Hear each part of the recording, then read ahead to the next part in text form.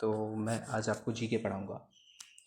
और जीके की जो करंट अफेयर है जो गवर्नमेंट एग्ज़ाम्स में आती है, आज मैं उसको समझाने की कोशिश करूँगा। सबसे पहले मैं एक चीज़ बता दूँ, मैं आप जो करंट अफेयर एग्ज़ाम्स की वो उसको मैं एक इंटरेस्टिंग वे में पढ़ाना चाहता हूँ। मैं चाहता हूँ कि एक बार बच्चा बस पढ़े और उसको पढ़े, याद आ जाए, याद रहे उसको बहुत लंबे टाइम तक, और बहुत ज़्यादा इंटरेस्टिंग हो, बोरिंग ना हो, क्योंकि मैं उसको उसके पीछे का रीज़न उसको ट्रिक से समझाने की कोशिश करूँगा। तो जैसे कि आप लोगों को दिख रहा है, सबसे पहला क्वेश्चन है। तो सबसे पहला क्वेश्चन है कि एशियन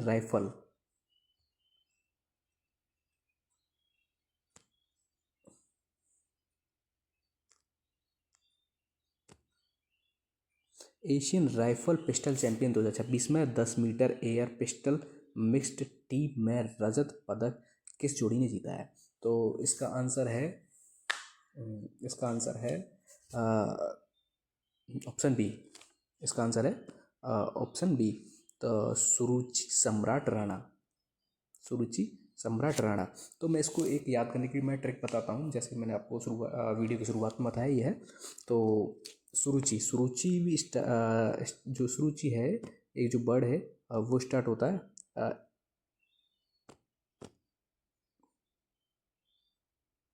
एस से, और सम्राट राणा का जो वर्ड है वो स्टार्ट होता है एस से। तो मतलब दोनों जो जोड़ी है, उन दोनों का जो वर्ड है वो एस से स्टार्ट हो। एस मतलब क्या होता है? एस मतलब होता है शार्प। एस मतलब शार्प। तो ये दोनों कैसे हैं? शार्प शूटर्स हैं।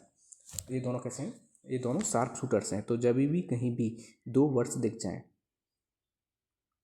जाएं जो एस से शुरू हैं, तो उसका आंसर वही होगा। तो ये एक ट्रिक है जो मैंने खुद बनाई है, तो ये लंबे टाइम तक आपको याद रहेगी। तो ये जो चैम्पियनशिप है वो कहाँ हुई है? वो यूएई में हुई है, दुबई में। तो इसमें जो गोल्ड मेडल जीता है उज्बेकिस्तान ने। यह एक एशियन राइफल पिस्टल चैंपियनशिप थी, जिसमें सुरुचि एंड सम्राट राणा ने रजत पद रजत पदक जीता है। तो यहाँ पे होता है हमारा फर्स्ट क्वेश्चन। अब हम बात करते हैं सेकंड क्वेश्चन की। तो हमारा सेकंड क्वेश्चन है, who received global teacher prize exam at world government summit Dubai? तो ये एक इंटरनेशनल लेवल का समिट है जो कि दुबई में हुआ है। तो इसमें क्या हुआ है? ये वर्ल्ड ग्लोबल टीचर प्राइज, इसमें लगभग 7.5 करोड़ मिलते हैं।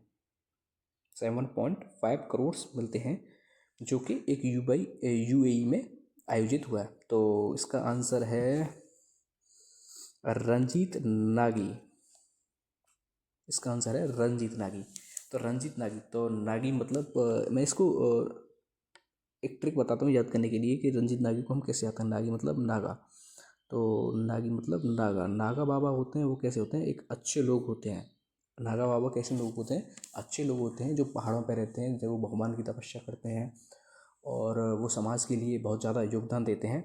तो ये हमारे रंजीत नागी भी एक उसी प्रकार के इंसान हैं, उसी प्रकार के एक टीचर हैं, जिन्होंने हमारी इस समाज में एक एजुकेशन को बहुत बड़ा योगदान दिया है। ये महाराष्ट्र के रहने वाले हैं। इनका मकसद है कि 1 मिलियन बच्चों को एक अच्छी शिक्षा प्रोवाइड करी जा सके।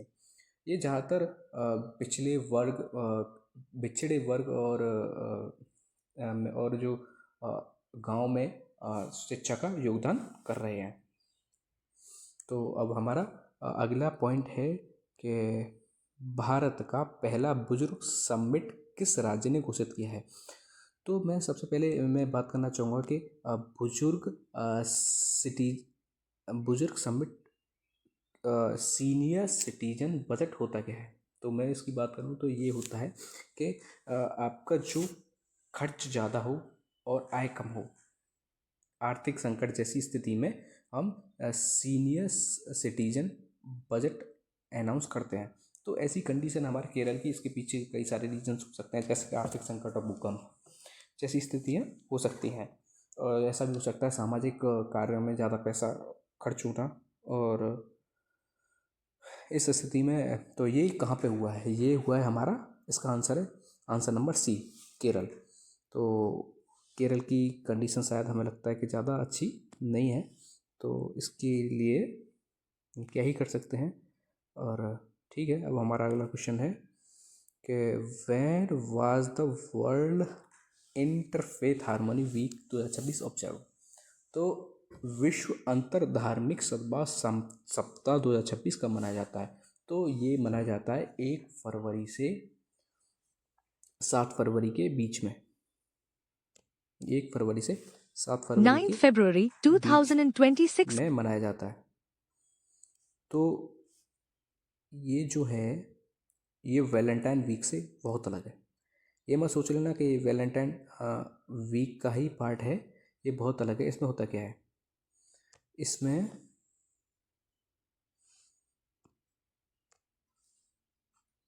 हम एक दूसरे के धर्म को सम्मान देते हैं और इसमें आमने सा मतलब एक जगह होती है जहाँ पे सभी धर्मों के लोग बैठते हैं और वार्तालाप करते हैं और एक दूसरे के धर्म को सम्मान देते हैं। तो ये हमारा ख़त्म हो जाता है यहीं पे। तो हमारा नेक्स्ट क्वेश्चन है, हु रिसीव द सेकंड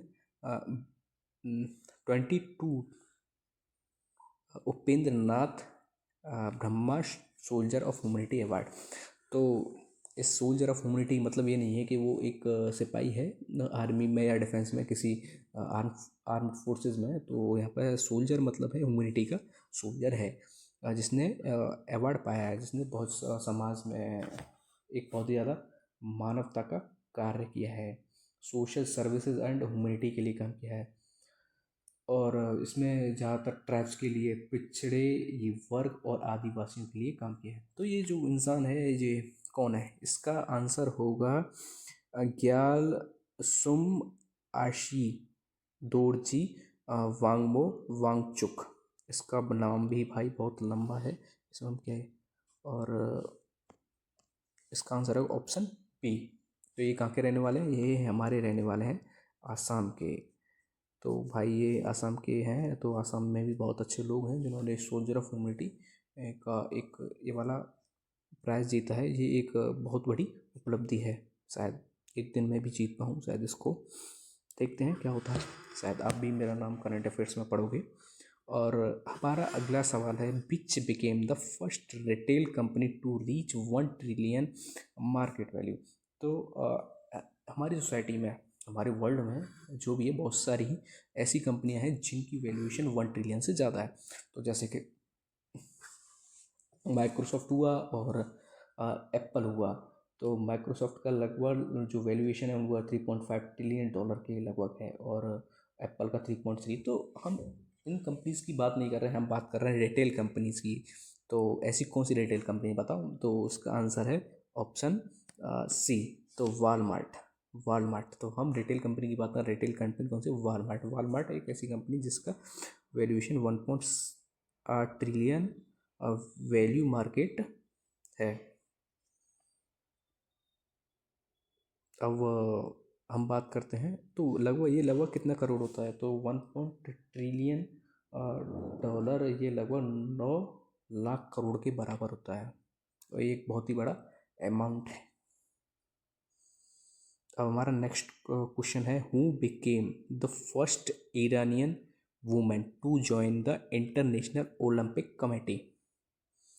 तो ऐसी कौन सी महिला है ईरान की जिसने इंटरनेशनल ओलंपिक कमेटी में साज को जोड़ा है? तो ऐसी कौन सी महिला है? तो उसको मैं आपको सामने एक ट्रिक से बताना चाहूँगा।